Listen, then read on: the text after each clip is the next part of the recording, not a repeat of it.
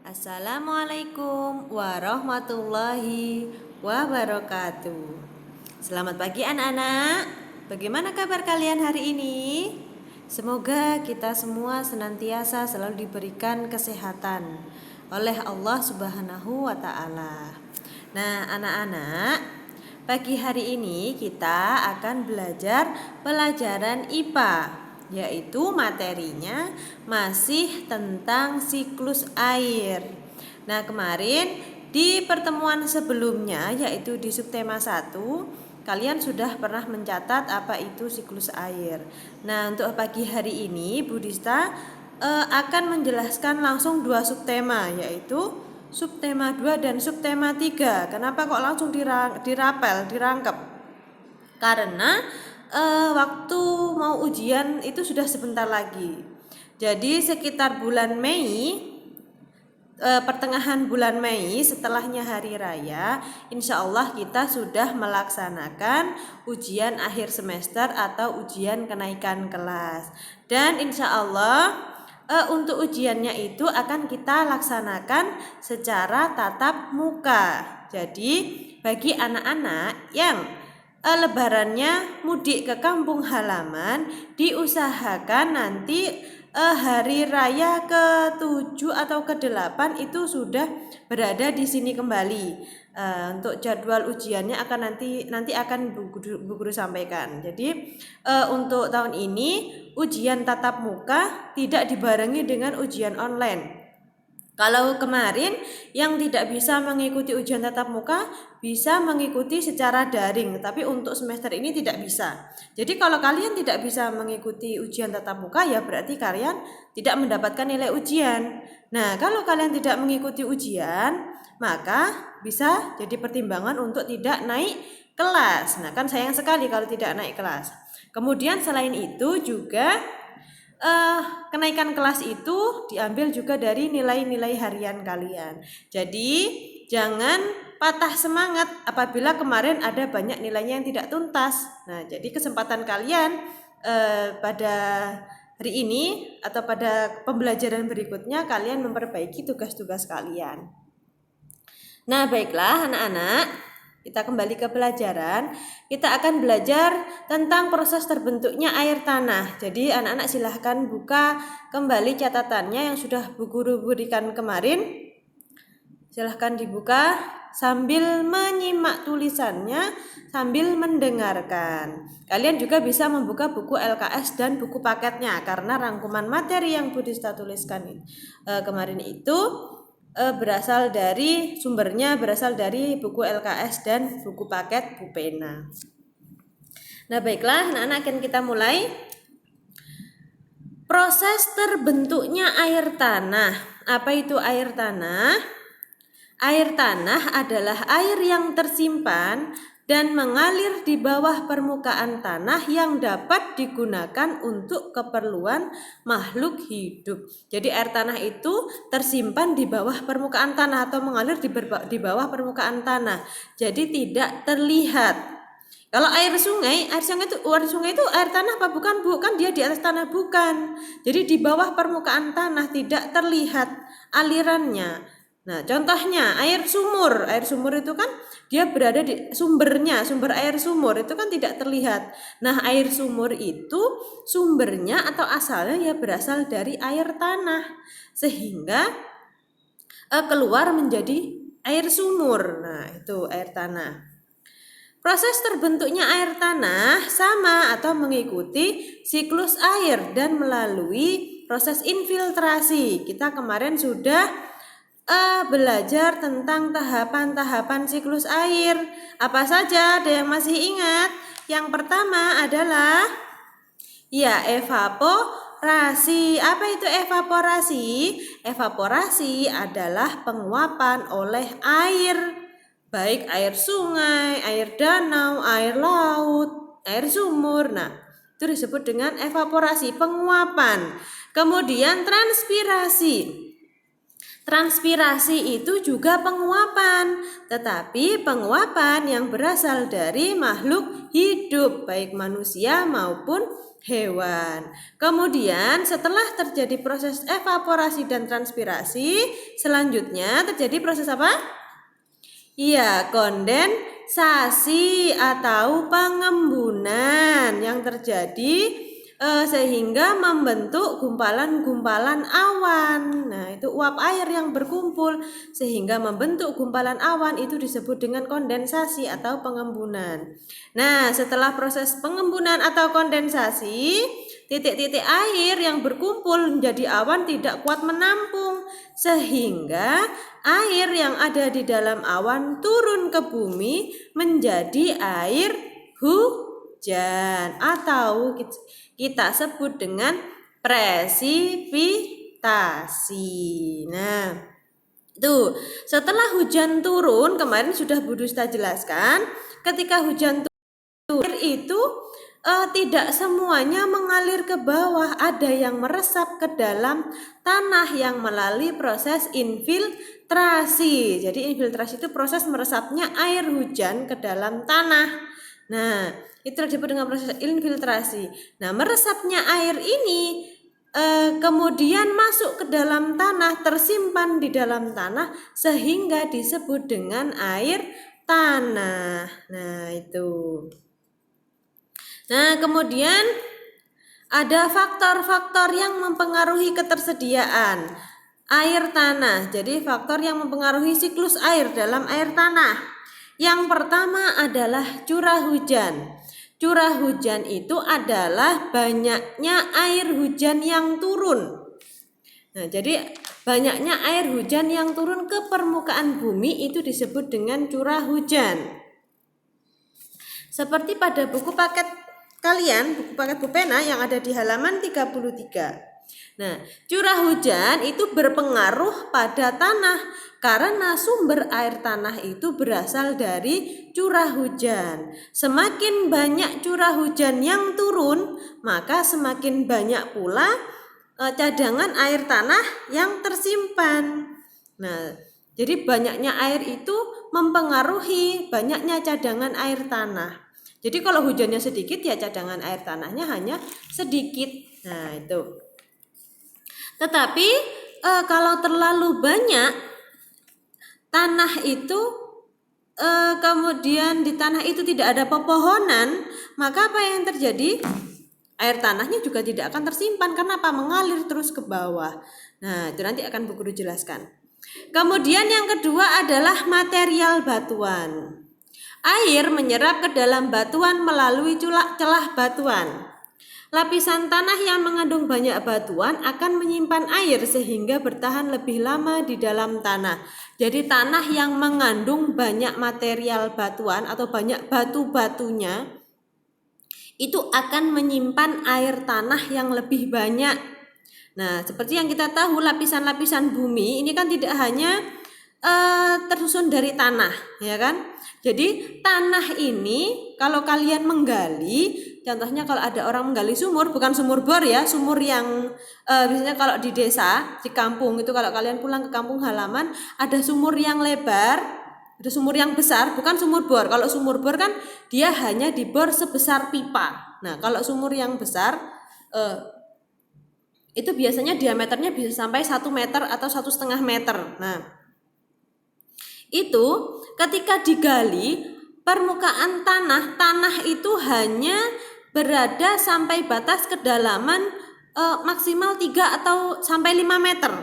Setelah itu di dalam lapisan tanah itu di bawahnya sudah ada kerikil-kerikil kecil. Kemudian ke dalam lagi itu sudah ada batuan-batuan yang agak besar-besar, sampai ke bawah lagi itu akan banyak batuan yang sangat besar-besar. Nah, itu jadi lapisan-lapisan bumi.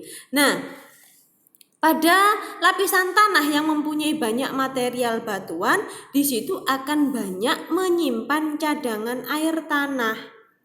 Nah, itu. Kemudian yang ketiga adalah lereng pegunungan. Air tanah akan mudah disimpan di lingkungan yang datar atau tingkat kemiringan yang rendah. Seperti yang kita tahu, air mengalir dari tempat yang tinggi menuju ke tempat yang lebih rendah, sehingga pada tempat dengan kemiringan yang sedikit atau yang kecil atau di tempat datar, air akan tersimpan lebih banyak. Nah, begitu juga sebaliknya, apabila di lereng pegunungan atau di daerah yang miring, maka di daerah atas, paling atas itu tidak ada sumber air. Seperti di puncak gunung itu tidak ada sumber air. Karena apa? Air hujan yang jatuh menuju permukaan pegunungan, dia akan langsung turun ke bawah. Karena apa? Karena kemiringannya seperti ini kan, di puncak gunung itu kan seperti ini kan, bentuknya lancip. Nah, di puncak gunung ini tidak ada sumber air. Jadi airnya di mana? Ya ada di bawah, di sekitar di bawah-bawah itu, di lereng-lereng pegunungan. Nah, jadi di atas puncak gunung itu tidak ada sumber air karena airnya apa? Tadi meresap ke dalam tanah, mengalir ke tempat yang lebih rendah. Adapun air tanah yang tersimpan itu hanya sedikit. Jadi tidak sebanyak yang ada di daerah yang datar atau di daerah pemukiman, di bawah-bawah pegunungan. Nah, itu. Kemudian yang keempat adalah keberadaan tumbuhan atau vegetasi. Tumbuhan berperan dalam menggemburkan tanah, sehingga air hujan dapat terserap dan tersimpan dengan baik di dalam tanah. Air tanah yang tersimpan di daerah pegunungan akan bertahan lebih lama sehingga menjadi cadangan air pada musim kemarau. Nah, kalau di puncak pegunungan, selain gunung berapi, itu di puncaknya masih dipenuhi dengan pepohonan. Tetapi untuk gunung berapi, gunung api yang masih aktif, contohnya Gunung Semeru, Gunung Merapi, pokoknya Gunung Raung, Gunung Bromo, itu di puncaknya tidak ada pepohonan. Kenapa? Karena panas.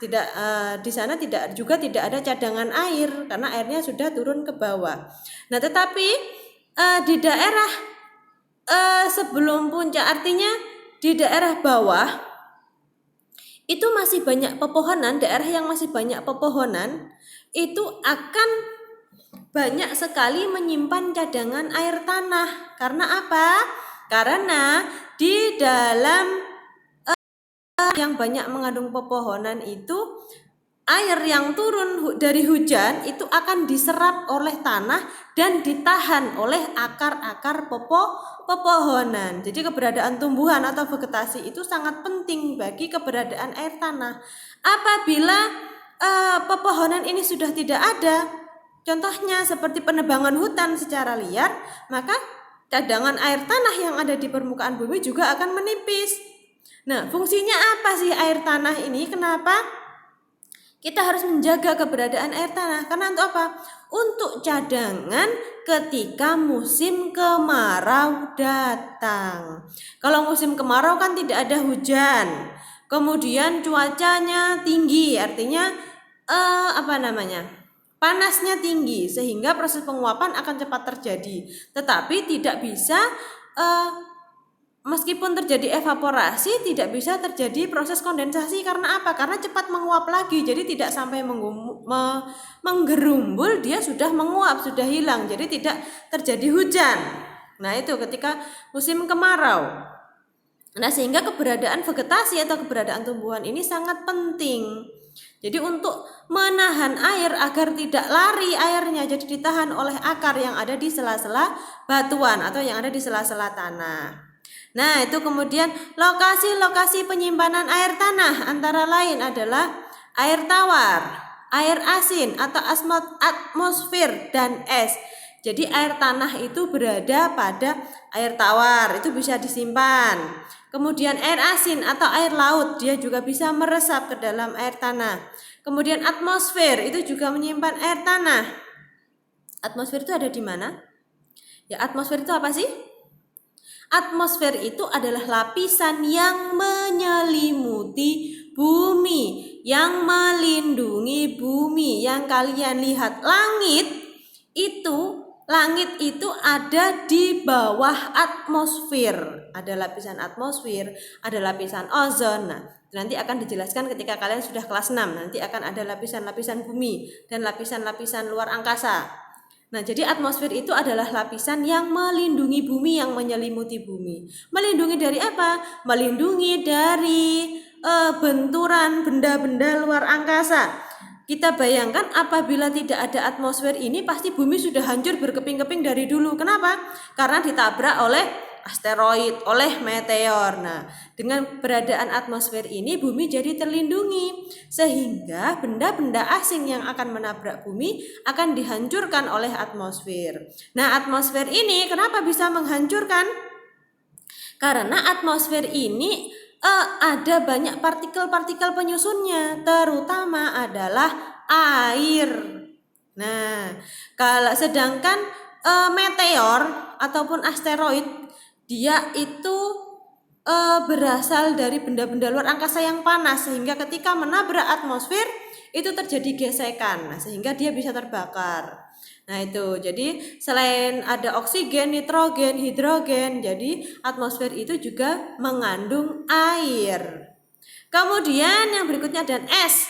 Es itu sudah pasti ya, es itu juga menyimpan cadangan air. Tuh.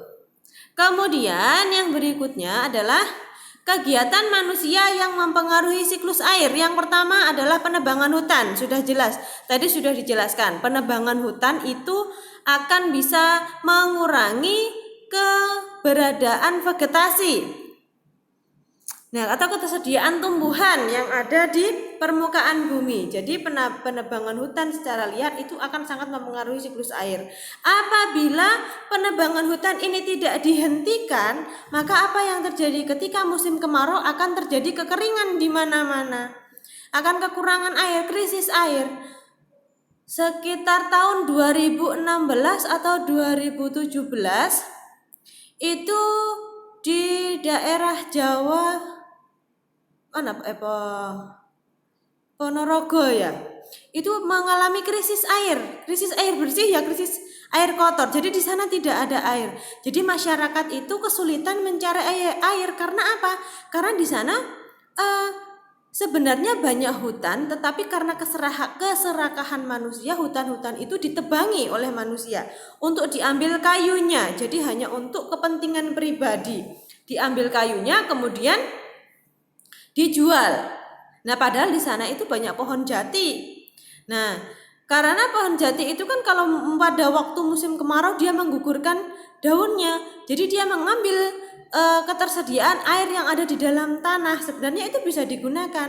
Tetapi karena sama manusia itu hutan-hutan ditebangi di sana, baik pohon jati maupun pohon mahuni sudah tidak ada, maka ketersediaan air yang ada di sana itu menjadi sedikit.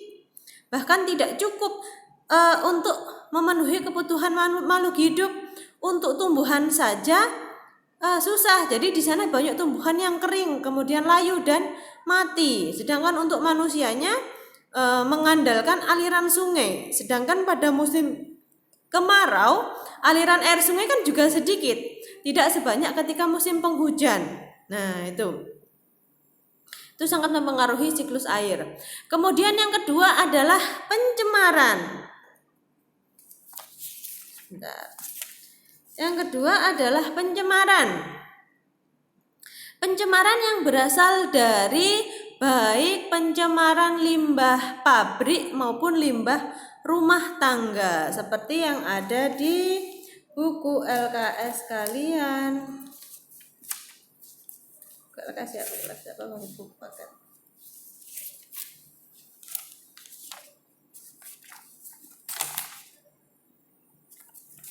Nah, jadi pencemaran itu bisa berasal dari limbah rumah tangga maupun limbah pabrik. Jadi yang sangat merugikan yaitu dari limbah pabrik.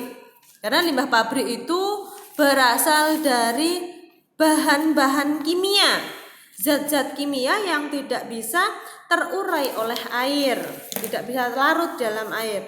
Nah, itu seperti yang ada di LKS kalian halaman 48. Jadi di situ ada kegiatan manusia yang mempengaruhi siklus air.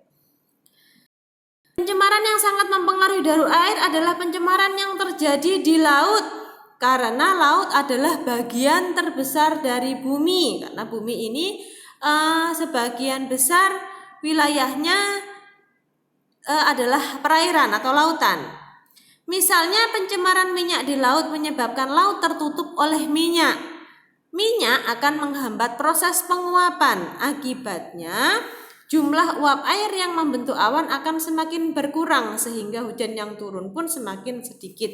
Jadi begini, limbah pabrik atau limbah rumah tangga itu apa sih? Sabun. Nah ya kan? Sabun, baik sabun cuci, sabun mandi, itu limbah. Nah itu harus dibuang. Sebenarnya kita harus punya pembuangan sendiri, tapi karena di perkotaan kita tidak ada tempat untuk pembuangan, pasti akan dibuang ke sungai, ya kan? Awalnya dari selokan akan menuju sungai. Nah itu sebenarnya tidak bagus. Terutama limbah pabrik. Limbah pabrik itu karena dia banyak mengandung zat-zat kimia yang tidak terlarut dalam air sehingga membentuk gumpalan minyak. Nah, limbah yang dari pabrik, dari air sungai itu tadi kan akan semua air yang ada di permukaan bumi itu ujung-ujungnya akan bertemu di mana? Di laut. Iya, jadi ketika di laut, ketika air itu banyak zat kimia yang tidak larut, dia akan membentuk gumpalan minyak dan terbawa sampai ke permukaan laut, sampai ke laut. Nah, padahal di laut ini akan terjadi proses evaporasi yang sangat besar, ya kan? Karena laut itu kan luas. Evaporasi itu apa?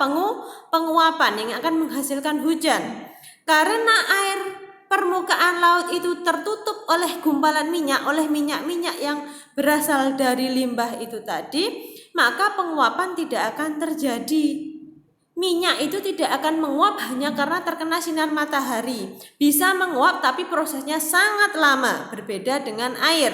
Kalau air itu dia akan cepat menguap ketika di bawah sinar matahari yang sangat terik. Nah itu kalau air laut itu tidak tertutupi oleh lapisan minyak, dia akan cepat menguap, kemudian penguapan itu akan menghasilkan gumpalan-gumpalan uap air yang membentuk awan, mendung. Nah sehingga bisa jadi hujan. Tetapi kalau air laut tertutup oleh minyak, maka dia tidak akan bisa menguap dengan sempurna. Hanya sedikit saja yang bisa menguap, hanya sedikit yang bisa lolos. Nah, sehingga apa yang terjadi? Sehingga air hujan yang turun juga akan sedikit. Semakin banyak terjadi penguapan, maka semakin banyak juga hujan yang akan turun. Nah, seperti itu. Kemudian yang ketiga adalah penggunaan pestisida dan pupuk kimia yang berlebihan. Penggunaan pestisida dan pupuk kimia yang berlebihan dapat menyebabkan penyebaran air. Sisa pestisida dan pupuk kimia akan terbawa air ke sungai dan menyebabkan polusi perairan. Betul. Jadi pestisida dan pupuk kimia ini juga adalah zat yang tidak terlarut di dalam air, sehingga ketika terbawa ke aliran sungai dia akan merusak ekosistem yang ada di sungai. Yang pertama, air jadi tercemar, airnya jadi beracun karena pestisida dan pupuk kimia tadi. Yang kedua, karena air itu beracun, maka ekosistem yang ada di dalam sungai itu akan mati.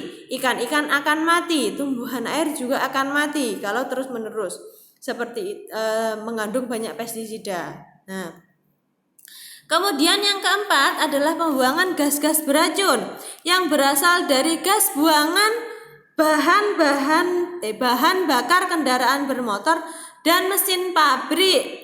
Gas-gas tersebut akan bercampur dengan uap air di atmosfer menghasilkan air hujan yang bersifat asam yang dapat merusak bangunan, tumbuhan, bahkan melukai hewan dan manusia. Jadi pembuangan gas beracun, namanya gas kan dia tidak akan masuk ke air sungai, tetapi gas karena dia menguap ke udara, namanya gas, terutama gas dari pembuangan pabrik, limbah pabrik, karena pabrik itu pasti menggunakan zat-zat kimia berbahaya, maka dia tidak akan terlarut di udara. Sama halnya dengan gas kendaraan bermotor yang mengandung karbon monoksida. Jadi karbon monoksida itu tidak bisa terurai di udara. Berbeda dengan karbon dioksida. Kalau karbon dioksida itu adalah sisa pernafasan kita, ya kan? Ketika kita bernafas kita menghirup oksigen, ketika berbicara kita mengeluarkan karbon dioksida dan uap air, ya kan? Nah, tetapi kalau itu tidak berbahaya, tetapi kalau gas karbon monoksida, sisa pembakaran kendaraan bermotor itu tidak bisa terlarut di udara, sehingga dia akan terus menjadi gas beracun. Nah, kemudian karbon monoksida itu terikat dengan uap air. Uap air yang berasal dari mana? Ya dari penguapan air, ya berasal dari pernafasan hewan dan manusia. Nah, terikat di situ dia, tidak terurai tapi terikat, kemudian naik ke atas. Kemudian dia menggumpal menjadi awan mendung sama. Tetapi kandungannya adalah kandungan zat beracun karena ada gas karbon monoksida itu tadi. Sehingga ketika turun menjadi hujan, airnya juga bukan air bersih. Itulah yang menyebabkan menjadi hujan asam. Hujan asam itu adalah hujan yang sangat berbahaya, terutama bagi kulit. Nah, jadi bisa melukai manusia maupun hewan. Jadi ketika hujan asam terjadi, itu sebaiknya kalian tidak bermain mandi hujan. Karena apa? Karena akan bisa melukai kulit kalian, bisa iritasi, bisa gatal-gatal, atau bahkan bisa mengelupas karena zat asam yang terlalu banyak. Jadi ciri-cirinya bagaimana Bu hujan asam itu? Hujan asam itu air hujan yang kita tampung. Kalau kita main air hujan-hujan biasa, artinya bukan hujan asam. Ketika kita menampung air hujan yang turun dari langit, ya langsung dari langit, artinya bukan sudah dia menimpa pohon atau menimpa genteng, bukan, artinya benar-benar baru turun dari langit. Kita kemudian kita taruh dalam wadah, lalu kita tampung, dia airnya akan bersih. Itu kalau hujan biasa.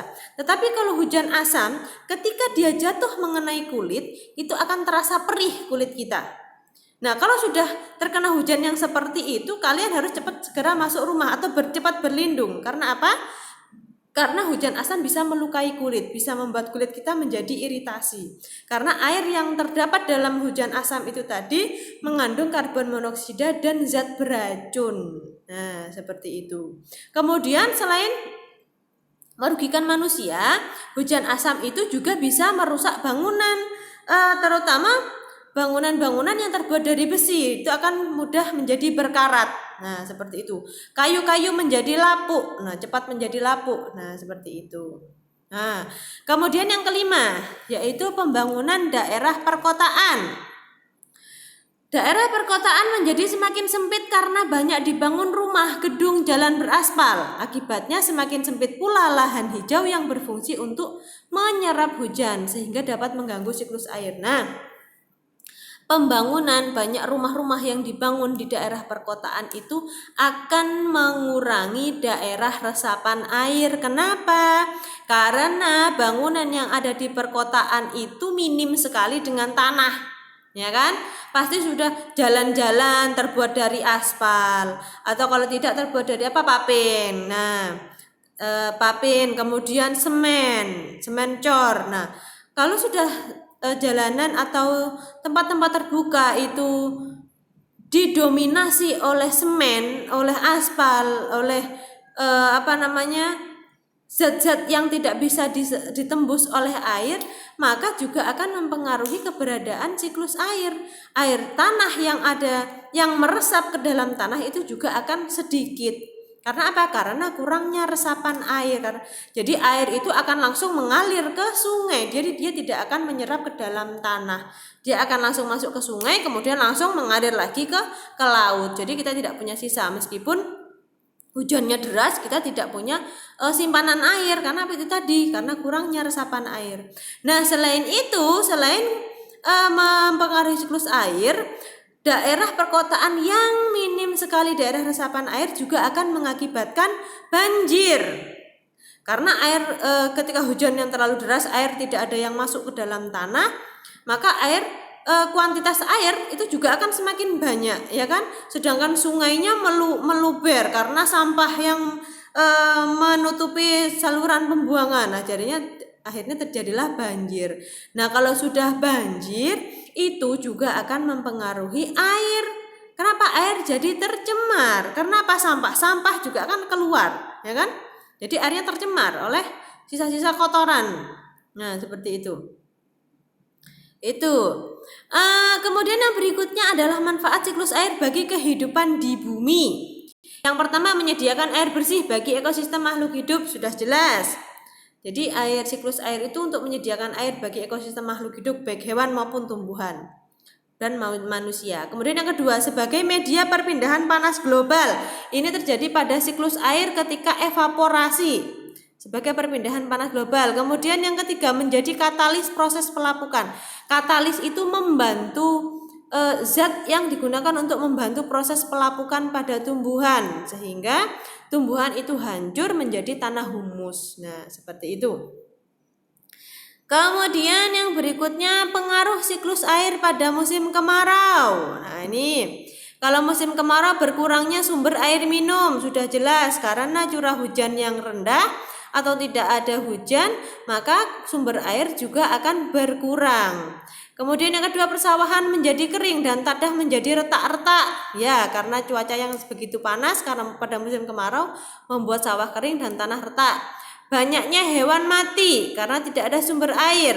Gagal panen begitu juga karena sumber air tanah digunakan oleh manusia. Jadi tumbuhan tidak mendapatkan jatah sehingga jadi terjadi gagal panen.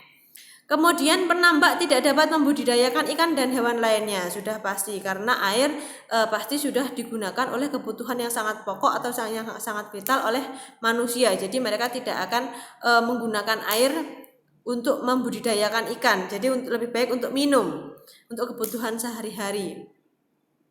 Nah, kemudian ada syarat-syarat kualitas air yang baik. Jadi air yang baik itu air yang bagaimana, atau air yang baik, air yang layak dikonsumsi itu adalah air yang bagaimana?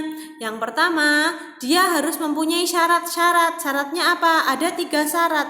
Yang pertama syarat fisika, yang kedua syarat kimia, dan yang ketiga adalah syarat biologi. Kita bahas dulu syarat yang pertama adalah syarat fisika. Seperti yang sudah dijelaskan kemarin, air yang bagus adalah air yang tidak berasa, berbau, dan tidak berwarna, dan tidak memiliki endapan berupa kotoran atau bahan kimia terlarut.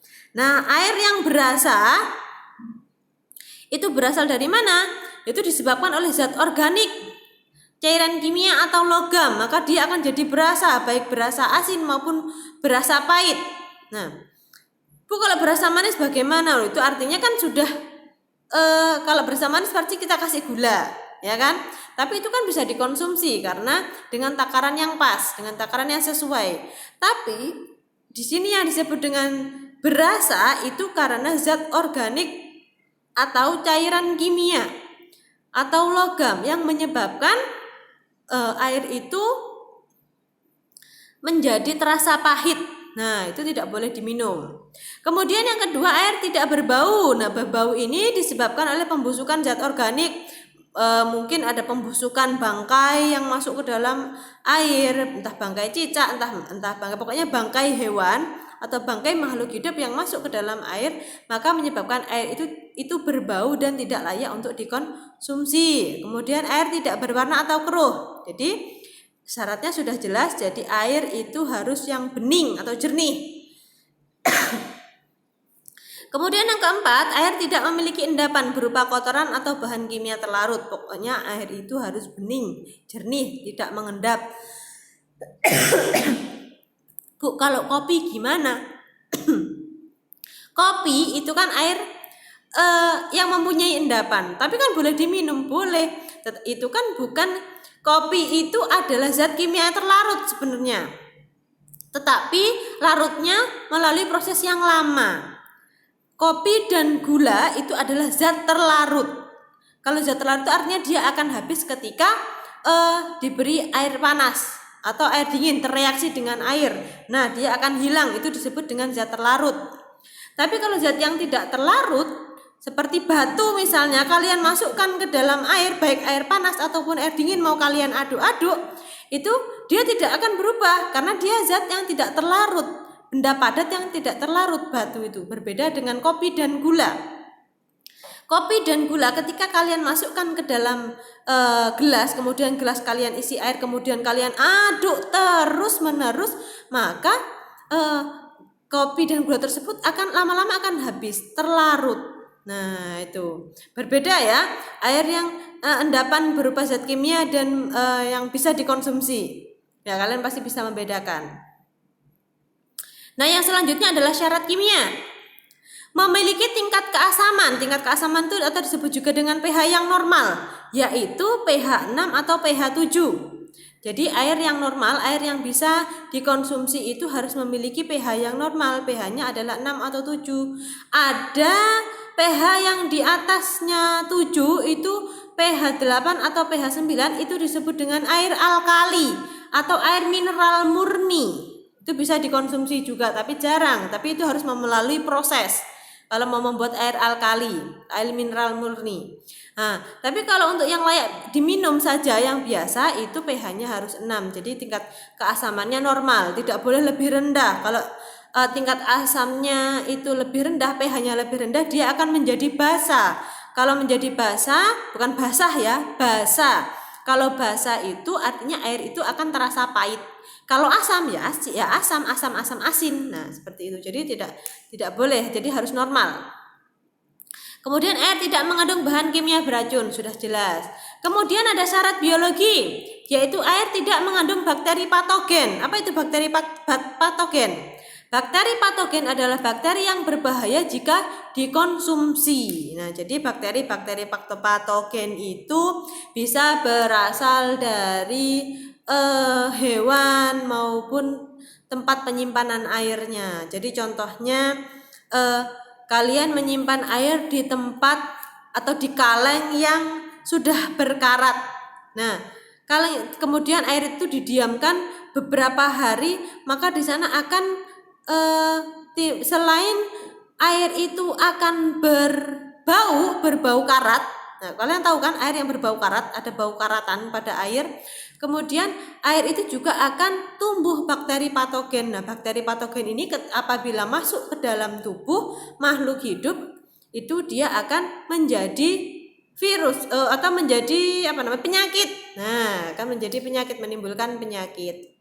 Nah, itu. Jadi tidak boleh mengandung bakteri patogen. Kemudian upaya menanggulangi krisis air bersih. Jadi agar tidak terjadi krisis air bersih itu apa yang harus kita lakukan? Yang pertama adalah melakukan penghematan air, sudah pasti. Menggalakkan reboisasi untuk menyimpan cadangan air. Jadi kita harus reboisasi. Apa itu reboisasi? Ya, penanaman hutan kembali. Jadi kita harus menanam pohon lagi. Kemudian yang ketiga, membuat lubang resapan air atau biopori namanya. Jadi di perkotaan itu harus dibuat lubang resapan air. Artinya selokan-selokan atau sungai-sungai itu dasarnya jangan disemen. Artinya biarkan saja terbuat dari tanah. Nah, kalau sekarang kan di perkotaan banyak selokan itu di bawahnya disemen ya agar kelihatan bersih. Nah, itu tidak bagus karena air tidak akan meresap ke dalam tanah sehingga tidak akan terbentuk air tanah. Nah, itu. Kemudian yang keempat, membangun tempat penampungan air seperti waduk. Nah, itu nanti akan bisa digunakan ketika musim kemarau tiba. Yang kelima, menanggulangi pencemaran sumber air, yaitu dengan tidak membuang sampah ke sungai atau limbah. Nah, kemudian yang terakhir adalah cara-cara menghemat air. Yang pertama, menutup keran air sesudah memakainya. Jangan ditinggal ketika kalian sudah selesai mandi, kerannya dibiarkan terbuka sampai airnya meluber kemana-mana. Nah, itu jangan sampai. Kemudian yang kedua, menggunakan air bekas mencuci beras untuk menyiram tanaman. Air bekas cucian beras itu sangat bagus untuk tanaman. Karena apa? Karena di sana ada endapan glukosa dan karbohidrat yang bisa membuat tanaman itu menjadi subur. Jadi selain menghemat air cucian beras itu juga bagus untuk tanaman. Kemudian tidak mengisi kolam dengan air pam. Sudah pasti, air pam itu kan mahal karena dia air olahan. Nah, jadi sebaiknya air kolam itu diisi dengan air sumur. Kemudian mencuci kendaraan secara berkala. Secara berkala itu artinya jangan sering-sering. Jadi jangan setiap hari mencuci kendaraan, mencuci mobil, mencuci sepeda motor setiap hari dicuci meskipun tidak dipakai dicuci. Nah, jadi untuk menghemat air jangan dilakukan. Menjaga kebersihan sumber air dengan cara apa? Tidak membuang sampah ke sungai salah satunya. Kemudian tidak menutup permukaan tanah dengan semen. Nah, itu corisasi atau artinya itu tadi seperti selokan yang dibiarkan terbuka. Artinya bawahnya ya, bukan di atasnya. Di bawahnya, di dasarnya selokan itu biarkan saja berupa tanah, jadi tidak usah disemen. Nah, kemudian di jalan-jalan raya itu yang tidak mempunyai lubang resapan air dibuatkan lubang resapan air. Nah, seperti itu. Jadi air bisa melakukan proses infiltrasi dan masuk ke dalam tanah sehingga menjadi air tanah. Air tanah itu disimpan sebagai cadangan air untuk ketika musim kemarau tiba. Nah, seperti itu. Nah, baiklah anak-anak. Itu tadi penjelasan tentang proses terjadinya air tanah dan juga sekilas tentang siklus air. Nah, apabila nanti anak-anak itu masih kurang jelas atau ada yang perlu ditanyakan, silakan tanya sama Budista. Boleh melalui WA, boleh telepon, silakan. Jadi tidak usah malu. Karena nanti kalau kalian malu, kalian sendiri yang akan rugi. Nah, baiklah anak-anak, itu saja yang bisa Budista sampaikan.